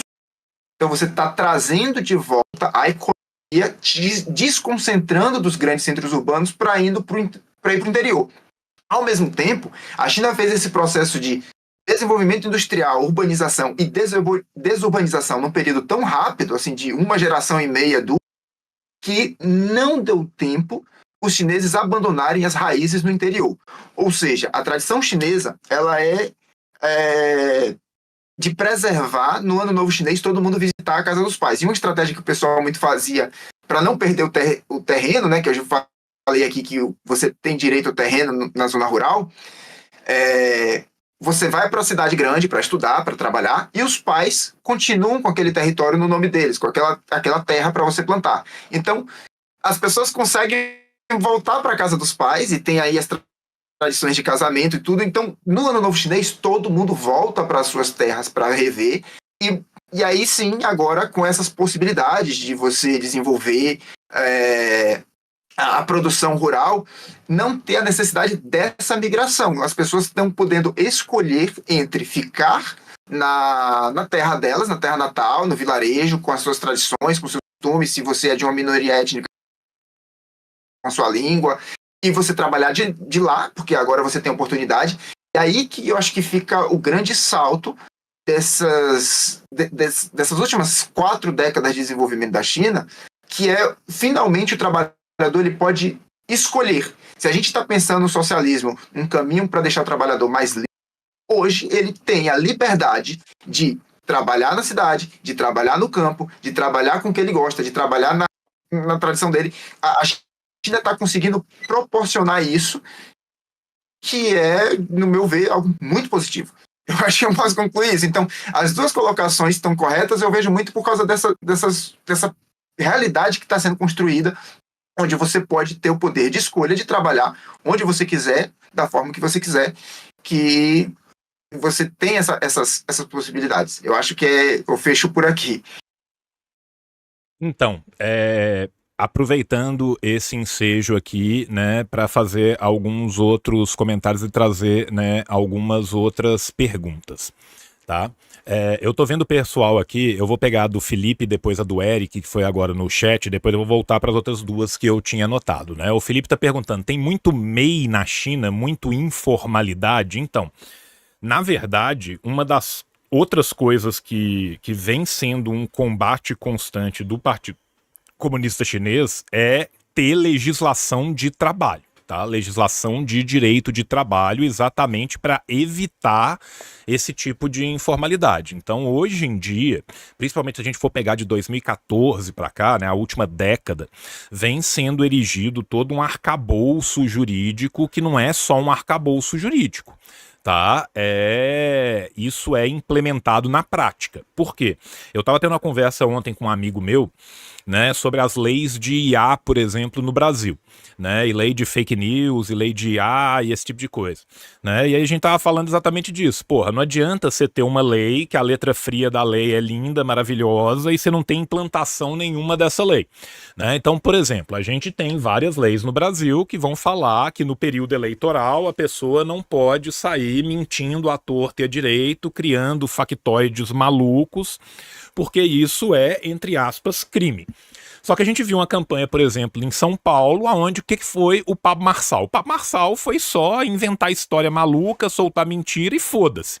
Por quê? Porque o cara sabe que até ter a implementação disso, ou seja, até chegar ao Tribunal Eleitoral e falar isso aqui tá proibido, aquilo ali tá proibido, a notícia vai circular por dias, ele vai conseguir tudo que ele quer e depois vai sair uma notinha na terceira página, ou ele vai pagar uma multinha de R$2.000 por causa da coisa que ele falou e vai fazer um pedido de desculpa no stories de Instagram que ninguém vai ver. Ou seja, não pode, mas se quiser pode, né? A lei trabalhista na China que foi desenvolvida, ela não foi desenvolvida só uma lei trabalhista, ela foi desenvolvida toda a implementação dessa lei trabalhista junto com ela, né? E aí veio uma outra pergunta que estava aqui no chat, tá? Que foi a pergunta do Omura, perguntando: a China tem algum tipo de moradia pública? Enquanto você perguntava isso, o Guhan já falou de como que funcionam as contratações industriais, como que tem que ter, né? Que tem que ter um lugar para essas pessoas ficarem, que esse lugar tem várias coisas que ele tem que cumprir, né? Nós não estamos falando de meter os caras num barracão de 5x5, 500 pessoas lá, igual os coolies eram no século XIX, né? Quando a gente viu o vídeo aqui agora do chá, a gente já falou sobre como que é a propriedade dos locais do plantio, como que são essas casas, como que elas funcionam. Então isso vai variando de lugar para lugar, né? O que você não tem hoje na China é moradia pública universal. Isso você não tem mais, né? Não é assim, você não tem mais aquilo que era chamado no período do Mao Zedong de tigela de ferro, né? A tigela de ferro foi substituída pela tigela de barro, né? Então assim, você sabe que você vai conseguir um trabalho e que esse trabalho vai te permitir pagar por X, Y e Z, né? Então você não tem moradia pública universal. Mas pro interior você tem essas garantias, dependendo do tipo de trabalho você também tem essas garantias, pro trabalho migrante você tem esse tipo de garantia, então as coisas também, né, foram a real, gente, assim, real oficial, tá? É que as coisas caminharam muito para a direita no período do Deng Xiaoping, no sentido de uma abertura de mercado, no sentido de se copiar muito dos países capitalistas, no sentido de se regredir muito nas conquistas que tinham tido nesse primeiro momento da Revolução, e agora elas que tinham vindo para cá estão voltando.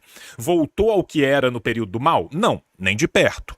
Tá muito melhor do que era no período do Deng? Pra caralho, né? E essa é uma tentativa que a China fala abertamente, que ela tá tentando construir para chegar naquilo que é o conceito chinês de uma sociedade socialista moderadamente próspera.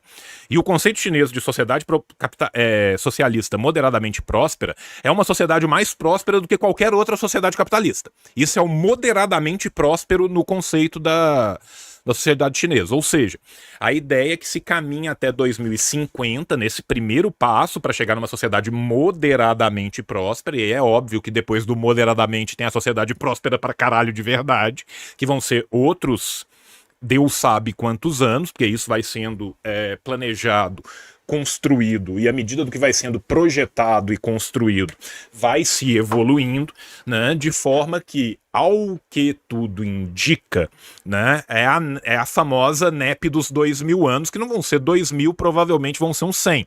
Ou seja, a ideia é que, conquistado isso, né, se avance em direção a outras conquistas, como a conquista de uma saúde universal garantida, a conquista de uma habitação universal garantida, que ainda não está nesse plano, né? A gente tem que ser brutalmente sincero aqui, mas a ideia é que se chegue num ponto em que isso seja tão, entre aspas, barato para o trabalhador, que se consiga não somente garantir uma moradia, mas uma moradia de qualidade, uma moradia com conforto, uma moradia com tecnologia para absolutamente todos, né? O primeiro passo foi a eliminação da extrema pobreza. A extrema pobreza foi eliminada. O segundo passo é a construção dessa sociedade socialista com características chinesas moderadamente próspera, né? Que eles consideram uma sociedade moderadamente próspera a China inteira ser uma Noruega, saca? Você conseguir dar para 1,3, que na época, em 2050, já vai ser 1,6, 1,7 bilhão de pessoas,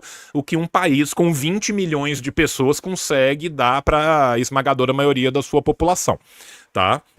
Então vocês têm que entender, né, esse processo, inclusive nas suas limitações, né? Voltando para a pergunta do Eric, né? O Eric é o nosso querido cineasta aqui. Modernização, cinema e o interior. Na China tem incentivos para produção audiovisual no interior, também tem interesse político nos filmes atuais. Cara, tem. Tá? Para quem acompanha o cinema chinês, né, o cinema chinês ele vem crescendo a passos assustadores. Tá? É óbvio que o cinema chinês hoje, internacionalmente, não vai conseguir competir com Bollywood, não vai conseguir competir com Rosai, não vai conseguir competir com o que, por exemplo, o cinema de Kerala tem em incentivo estatal. Só que tudo que envolve incentivo cultural é feito normalmente de forma autonomizada para essas etnias. E isso perpassa também as produções culturais. E aí não é só cinema, né?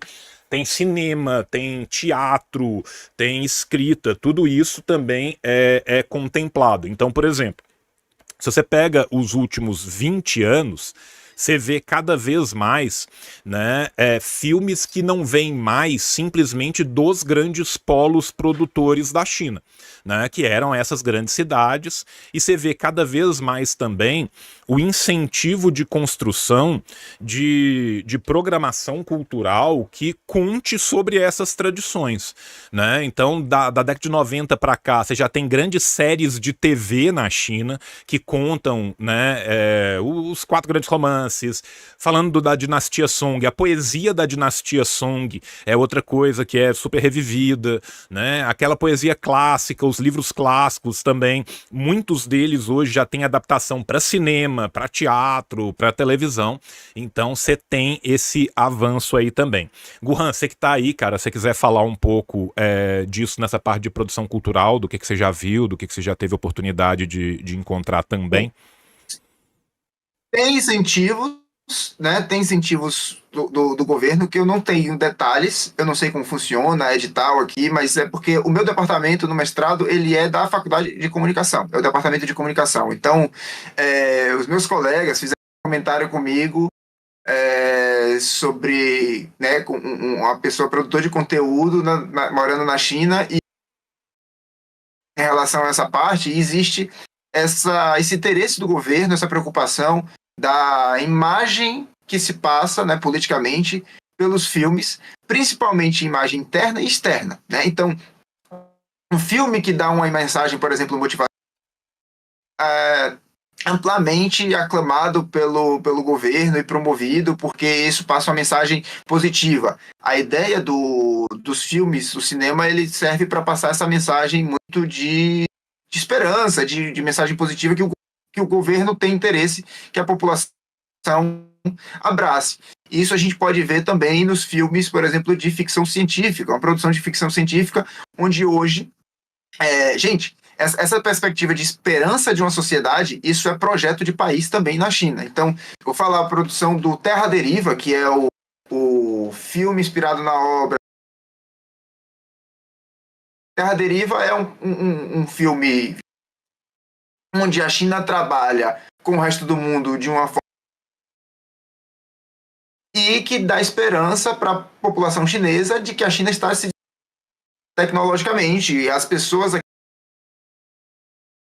sonham em ser astronauta. Isso nada mais é do que uma mensagem pelo audiovisual, tendo ali em vista, e isso é possível, tá? Isso não é uma falsa esperança para a nova geração, porque os chineses estão mandando equipes de 3 astronautas a cada semestre, com pousos de sucesso, você não tem um acidente, cada semestre eles estão mandando para a estação espacial, então você tem 3 astronautas por trimestre há quase 3 anos, com missões de sucesso. E aí você manda filme de ficção científica, as crianças querem ser astronauta. É assim que você forma. A gente falou no começo a profissão que ela tem, né? Como você desperta alguém o interesse de ir para a Lua, fazer uma missão de estudar o lado obscuro da Lua. Você tem que primeiro fazer que essa criança acreditar que é possível, daqui a 20 anos, uma formação ela vai fazer.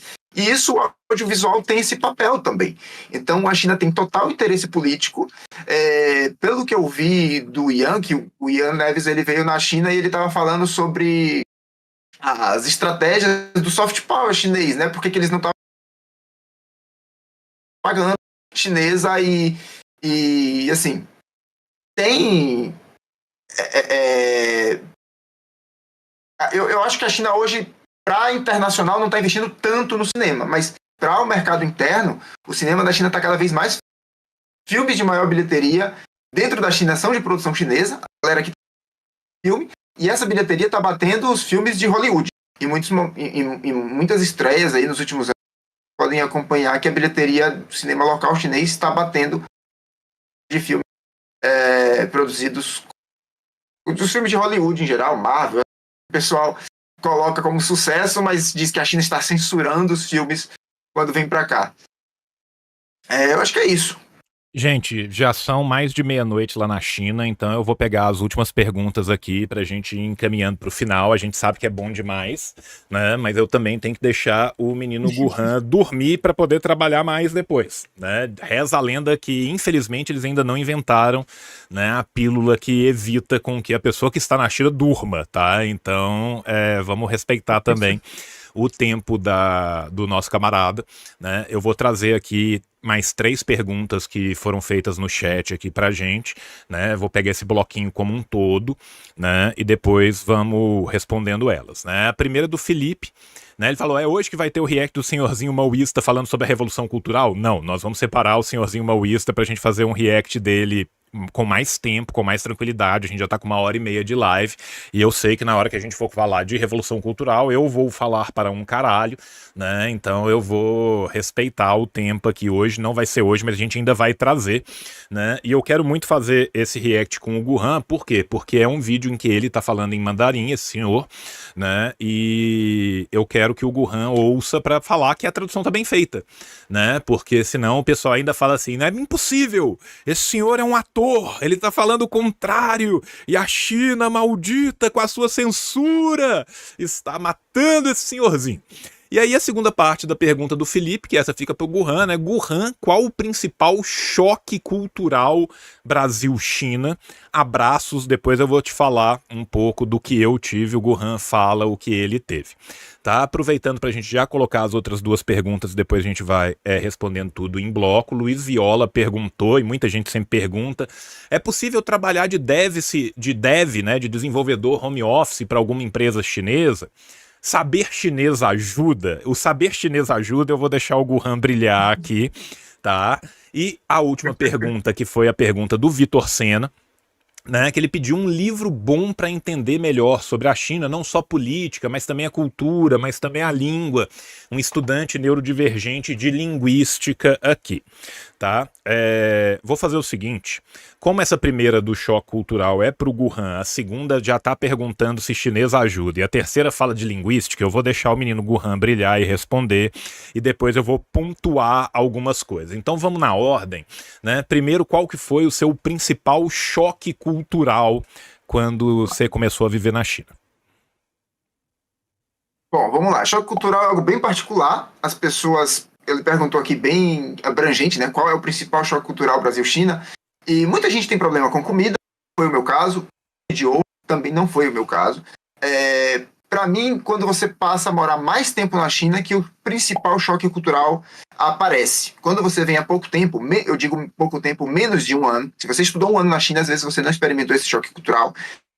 É entender as normas sociais, que é muita coisa subentendida em toda a sociedade. Você cresceu naquele lugar, então todo mundo sabe por naturalidade o que é que precisa fazer, como precisa agir. E quando você vai para uma sociedade chinesa, você não consegue adivinhar essas coisas. Então você tem regras sociais, por exemplo, abrir o presente. Isso é um clichê que muito estrangeiro fala. Chinês não abre presente na frente da pessoa que deu o presente, né? Você recebeu um presente de aniversário, você leva para casa e abre em casa. No Ocidente, né, o pessoal costuma abrir o presente na frente para mostrar que gostou, e isso daí já é uma coisa que vai gerar um conflito de educação. Se você abrir o presente na frente, não tem autocontrole, né? Isso é falta de educação. Mas, além disso, outras regras sociais são como os chineses mandam mensagens. Então, coincidentemente, por exemplo, o chinês é muito parecido com o brasileiro no quesito vamos marcar. Os chineses têm o vamos marcar aqui. Os outros gringos não entendem nada. Então, o chinês chega para um americano e fala, quando você tiver um tempo, passa lá em casa, não sei o quê. O americano quer realmente ir na casa do... O chinês está... Vamos marcar, sabe? E os brasileiros não têm esse choque cultural. Mas, para muita gente, isso é um choque. E como dizer não, por exemplo. Os chineses dificilmente eles vão travar para você a forma negativa na sua cara. Então, sei lá, você queria um favor do professor. Ele dificilmente vai dizer, não quero que isso. Ele vai dizer, é um pouco difícil, eu tô sem tempo, ou então isso não vai ser tão bom para você, isso não é a melhor forma. Ele vai tentar contornar a situação, ele nunca vai dizer não de frente para você. E se você não tem essa bagagem cultural, você não vai entender a mensagem, você vai ficar confuso, você não vai entender o que é que o chinês quer dizer. E aí, isso eu acho que é o maior choque cultural. Não são só esses 3 casos específicos, mas é como você lidar nas regras sociais no cotidiano, que você só vai enfrentar isso com uma relação mais aprofundada com os chineses, quando você tem alguma amizade, quando você tem uma frequência maior, então é uma relação mais profunda. Se a sua relação é de turismo, se a sua relação é estudante por menos de um ano, dificilmente você vai ter experiência suficiente para sentir esse choque cultural. As pessoas que moram aqui na China por anos, que casam com chineses, aí sim eles sentem esse baque cultural. E se você não está com a cabeça aberta para entender que uma sociedade pode pensar e agir de forma diferente da sua, isso é um choque, um baita choque. Você fica assim, meu Deus, por que a pessoa não simplesmente age da forma que eu acho? E isso é difícil. A segunda coisa é se é possível trabalhar de dev na China. Isso, essa é a do Luiz Viola, né? Se é possível de trabalhar de dev se sendo home office, né? Trabalhar com uma empresa chinesa do Brasil e se saber o chinês ajuda. E aí, para esse se saber o chinês ajuda, eu vou te pedir só 2 segundos aqui tá? Porque eu tenho uma dica para você, viu, Luiz? Nós temos uma dica aqui para você, tá? O link já tá aí no chat, tá? A primeira dica é, sim, ajuda para um caralho, porque uma coisa é o que você vai programar, outra coisa são as reuniões que você vai fazer, outra coisa são as interações que você tem que ter, outra coisa são as demandas, como elas vão parecer, tá? E aí, assim, a troco de nada, eu vou colocar nessa tela aqui com um curso de chinês de um rapaz aí que a gente recomenda, tá? E aí você pode responder à vontade. Bom, é possível trabalhar. Eu digo não só que é possível, como você pode ser encontrado pelo LinkedIn. Há algum tempo, não sei se a moda de empresas chinesas procurar estrangeiros no LinkedIn ainda tá aí. Mas eu tenho uma amiga, né? Ela é aluna e amiga, sócia, projeto com ela. E ela, quando começou a aprender mandarim, colocou o mandarim no LinkedIn e logo, poucas semanas depois, uma empresa queria contratar ela como designer, né? Então, as empresas chinesas buscam estrangeiros, às vezes para trabalhar na China, mas o fato de estarem procurando no home office, no LinkedIn, uma pessoa que não necessariamente está na China, é possível trabalhar. Então, existem pessoas que trabalham nesse modelo. Porém, as pessoas encontrarem você nesse quesito vai ser mais difícil. E você encontrar essas vagas sem o mandarim vai ser praticamente impossível, porque muitas vezes as empresas chinesas estão procurando dev, elas vão botar o anúncio em mandarim. Existem sites de busca de emprego, de recrutamento na China, inclusive sites grandes, tá? O BuzzJipin é um site chinês que estava, inclusive, patrocinando a Copa do Mundo no Catar. Para você ter uma ideia do tamanho do site que é de recrutamento e seleção. Você chega lá, você vai encontrar todas as áreas. Não só em programação, não só dev, mas todas as áreas você encontra. É um site de busca de emprego. Só que ele está todo em chinês. Então, a empresa que anuncia ali, ela... Se você, por exemplo, você pode, falando chinês, chegar lá e mandar uma mensagem para ela e dizer, olha, eu estou querendo trabalhar aqui no Brasil, à distância, eu tenho essa experiência, pode marcar uma entrevista, e o cara não espera que a pessoa do outro lado do mundo vai chegar para ela falando mandarim, fazendo uma proposta. E eu tenho certeza que se você mandar uma mensagem ali para 50, 100 empresas, mostrando uma boa competência para o que ela precisa, ela vai lhe contratar. Alguma vai lhe contratar. Mas para isso você precisa aprender o mandarim. Sem falar o mandarim, fica muito mais difícil você encontrar essas empresas. Então, essa é a minha dica, que mandarim é o melhor caminho se você quer buscar trabalho na China, né? É possível você trabalhar com inglês, mas aí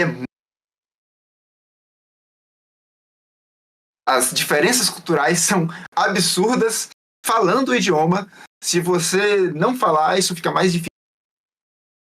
Então, isso tinha uma terceira pergunta, João. Me ajuda aí. A terceira pergunta era perguntando sobre um livro ou uma forma de conhecer melhor a China, também a sociedade, também a cultura, né? Aqui eu vou me permitir facilitar um pouco a vida da pessoa que perguntou, tá? Vou te pedir 2 segundinhos aqui, só para eu colocar um link que eu quero colocar aqui pra gente, tá? Que eu acho que vai ser legal aqui e que é um link que dá para você conhecer muita coisa e a partir dele você conhecer outras possibilidades, tá? Por quê? É muito difícil, gente, você ter um único livro que seja o livro Todas as Necessidades que eu tenho na vida no grande livrão.exe, tá? O que você vai ter são principalmente textos e locais aonde vão te ajudar muito a você conhecer melhor um país, conhecer melhor uma cultura.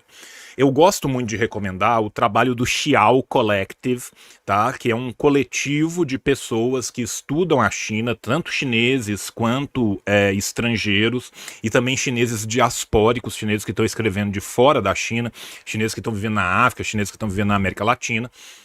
E eles têm aqui essas listas de leitura, tá? Essas listas de leitura na parte de educação vão falar sobre vários assuntos específicos, mas também vão ter assuntos de cultura e outros assuntos da China, que é bem legal. Eles têm vídeos, tem muita coisa, né, que aqui você vai conseguir, né, entender um pouco melhor da China e principalmente das relações internacionais da China, tá? Se você quiser livros específicos sobre um período da China, aí você pode me mandar um e-mail que eu te passo uma lista de leitura com bons livros sobre períodos específicos. E aí também, cara, eu vou te falar uma coisa, e aqui quem vai fazer a propaganda sou eu, tá? No curso do Gurhan, cara, você tem lives, e são mais de 250 lives já disponíveis, aonde você tem literalmente todos os assuntos que você imaginar na sua vida, de música pop, a dinastia Qing, você vai ter de tudo muito, tá? Então, o curso do Gurhan, ele não é simplesmente um curso de língua, um curso só de mandarim, ele também é um curso da cultura, tá? Essas lives vão sendo ensejadas a cada semana, os próprios alunos vão trazendo ideias, o Gurhan vai trazendo ideias, né? Além disso, você vai ter toda a comunidade interna dos alunos, onde você tem essas discussões constantemente, e você tem o acesso ao próprio Gurhan também, que pode te ajudar com essas dúvidas que você tem, tá? Para além do Gurhan, eu também te recomendo muito você seguir a Isis e seguir o Diego, né? A Isis Maia e o Diego Pautasso, que são dois professores que estão sempre estudando, bem como propondo cursos sobre a China e que tem um conhecimento bem vasto da China. Então, assim, com o Xiao Collective, conversando com o Gurhan, entrando no curso, procurando o pessoal do Fios de China, você vai ter muito mais facilidade de fazer isso. Por quê? Porque eu não quero te indicar aqui um livrão randômico, porque não existe um bom livro que cubra tudo. Ou o livro cobre tudo, ou ele não é superficial. Não tem como você ter um livro para trazer 5.000 anos de cultura num livro só que não seja brutalmente superficial. Esse tipo de estudo precisa de ser um estudo mais longo e um estudo mais pormenorizado, tá? Então aqui eu vou de coração mesmo te convidar a conhecer o curso, tá? E assim, vai nas lives, cara. Saca? Começa a ver as lives. As lives são ao vivo, elas são abertas. Você pode chegar lá, ver, trocar ideia. Você vai ver o que está sendo falado. A partir do momento que você vê, você vai entender como que o curso funciona, né? Lembrando também que o curso tem um período que você pode fazer ele, né? Para ver o que você acha, o que você não acha, tá? Então, assim, se eu fosse você, sério mesmo, colava com o Gurhan, colava com a Isis, colava com o Diego Pautasso e dava uma procurada no Xiao Collective, tá? Só para facilitar aqui para você, eu vou colocar a homepage do Xiao, que tá em inglês, gente, mas assim, se você não lê inglês, hoje em dia você tem ferramenta de tradução embutida no próprio site. Você consegue mudar ele para português. E além disso, tá, eles têm uma série de traduções aqui que são feitas para outras línguas, tá? Então você tem aqui, por exemplo, vários textos do Xiao Collective que já estão traduzidos em português. Um outro lugar muito legal também para você ver, né, mais atualizado é a própria CRI. Você tem tanto o canal da CRI no YouTube como o site, né, da China Radio International, cri.cn, né, que lá você vai ter a aba em português, onde você pode ler tudo em português, ou se você quiser ir na aba em mandarim, mesmo sem ter o mandarim e meter uma tradução, você vai ter ainda mais conteúdos, né, que vão estar disponíveis para você, tá bom? Então, ficam essas dicas aqui, e se o Gurhan quiser complementar com mais alguma coisa, ele fica à vontade.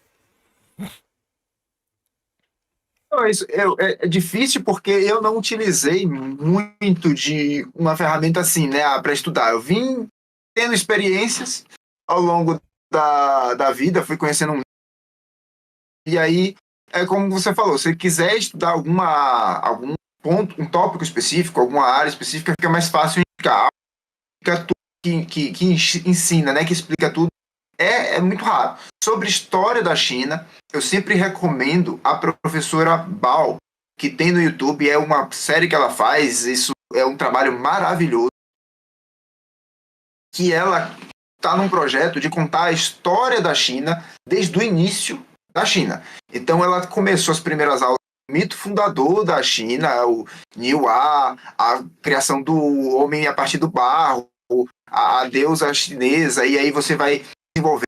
Depois vem o primeiro imperador, E ela foi trazendo isso todas ao longo de várias dinastias, e esse projeto nunca acaba, porque são mais de 5.000 anos, e eu acho que é uma excelente fonte de você ter um pouquinho de cultura e história da China, porque ela sempre compartilha a visão da sociedade chinesa. Então, se você se interessa por esse tipo de assunto, vai pegando todos esses recursos que a gente trouxe aqui, que o João indicou, participa das Mandarins Live, que são boas, porque assim, não existe uma fonte para explicar tudo. Assim. Esse é realmente a pergunta, acho que mais difícil de ter uma resposta tão simples. Você tem muitas possibilidades de aprender sobre a China. E aqui agora para fechar, eu vou contar mais um caso da minha ida à China, que foi o meu choque cultural, né? Que quando a gente pegou os tradutores da Universidade de Pequim, né? E aí tinham os tradutores sêniors, que eram os professores da Universidade de Pequim, e tinham os tradutores júniors, que eram os alunos da Universidade de Pequim, que já estavam no último ano da graduação ou no primeiro ano do mestrado, né? Que ficaram com a gente. E aí foi muito legal que a gente pegou um tradutor que era super da roça, né? E ele falava assim, cara, me falaram muito pra eu não ficar arrotando na hora que eu como perto de vocês, porque vocês ocidentais não gostam, mas pra mim é muito natural. Então se eu esquecer e der um arrotão, você não leva a mal, por favor. E cara, tipo assim, sei lá, no segundo dia a gente tava comendo assim na mesa, de repente, brrr, sacou? O cara mete um arrotão maluco assim, e todo mundo rindo pra caralho. Ele, porra, galera, foi mal, tal. Ele ficou todo se sentindo mal, assim, e pedindo a desculpa, assim. Então, assim, esse é um costume que a galera é muito de boa, assim, saca? E depois eu descobri um lugar que era o refeitório dos motoristas, porque eu fiquei responsável pelo grupo dos motoristas, eles me chamaram pra almoçar lá com eles, e aí os motoristas não tinham a missão diplomática, né, eles dirigem carro, né, então lá o arrotão comia solto, e era bem engraçado, assim, almoçar no refeitório dos motoristas, porque era a galera rindo pra caralho, fumando dentro do refeitório, sacou? Metendo o negócio e tal, e aí um ria, e um tentava dar um arroto maior, e era muito legal, assim, porque foi uma experiência muito mais autêntica, né, do que você vai ter com a galera que tá toda preocupada, né? A galera do Ai de Albu nunca vai fazer isso, né? O pessoal da diplomacia é todo educado, todo fininho, tal, muito comportado. Mas aí, meio que quando a gente foi pra almoçar com a galerona dos motoristas mesmo e tal, e eu fiquei brother dos motoristas de verdade, aí eles se sentiram 100% à vontade, e era uma galera muito engraçada, muito legal, assim, e foi uma puta experiência, assim, saca? Foi uma experiência muito... A sensação que você tem é tipo quase um programa do Bourdain, assim, saca? Vou te mostrar a China que ninguém te mostra e tal, saca? Foi um rolê muito mais real, oficial, assim. Não sei se o Guhan já teve essas... Experiência China Raiz. Experiência China Raiz, assim, da galera metendo o arrotão no meio do almoço, assim, pouco se fudendo. Cara, o tempo todo. Assim, fora do ambiente universitário, onde a galera tá mais vamos dizer assim, educada, né? Eu procurei termos aqui, mas são termos péssimos. Mas vamos colocar, a galera tá mais contida, né? Os universitários, o pessoal que teve mais acesso à educação, não tem tanto esse costume. Mas o pessoal, principalmente da roça, assim, inclusive Hangzhou é uma cidade que tem muito migrante, né? Tem muita gente que não é de Hangzhou, que vem aqui para trabalhar, porque, como eu falei, é uma das cidades com maior PIB, o Zhejiang é rico, então tem muita gente que vem aqui e direto a gente vê as pessoas na rua arrotando, cuspindo no chão, isso aí que o pessoal fala no chat é super normal, e assim, pra mim foi de boa acostumar. Agora, muito brasileiro vem pra cá, você tá desprevenido, se você não sabe que vem do nada, você tá comendo, você tá comendo ali no restaurante, aí alguém deixou a porta aberta, e aí na porta tem alguém passando e faz... Você já toma um susto assim, sabe? A pessoa vai solta um cuspe no chão e você fica assim, pra que isso, amigo?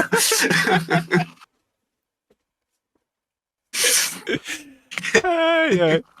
Mas é isso, gente. Essa é a real, sacou? Então a gente traz aqui pra você a real.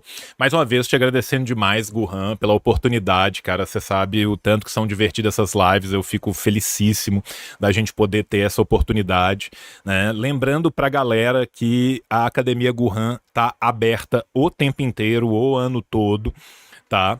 Então, você que porventura perdeu, né, a nossa promoção lá de Black Friday, né, não se sinta triste, entre lá na Academia Gurran, tem muitos cursos, modalidades diferentes, você pode achar um para chamar de seu lá, né, e mês que vem a gente tá de volta, né, com mais uma live falando de cultura chinesa, de sociedade chinesa, do desenvolvimento da sociedade chinesa, né, e agradecer demais a todos vocês que ficaram aqui com a gente até agora e principalmente agradecer o Gurran, né, que já tá ali no auge da madrugada, a temperatura já deve ter caído de 4 para 0, né, e o homem tá aí tancando o frio pela gente. Gurran, obrigado, meu querido, você sabe a alegria que eu tenho de te ter aqui, tá, valeu demais, né, deixa só aí pro pessoal, né, o endereço da Academia Gurran e pode ir se despedindo aí, que depois a gente volta com mais calma. É isso, João. Eu que agradeço sempre esse espaço aqui. É maravilhoso conversar com você. A gente dá essas risadas sobre China. O pessoal do CRI, que prestigia muito o trabalho do React. A gente adora e cedem as imagens pra gente. E pro pessoal que quer aprender aí mandarim, alimentar o canal Gurran Mandarim. Rede social é sempre Gurran Mandarim. E o site é esse aqui que o tio colocou no chat, academiagurran.com.br. Vocês vão ter mais informações e qualquer dúvida pode me chamar lá no Instagram. Eu sempre respondo todo mundo assim que eu consigo. E é isso. Valeu, pessoal. Valeu, os alunos que estão aqui também. Muito, muito obrigado por virem prestigiar nossa live. É isso, jovens. A gente volta depois, então. Um beijo no coração de vocês. Até a próxima. E tchau, tchau! O capitalismo falhou, falha e falhará em cada uma das sociedades aonde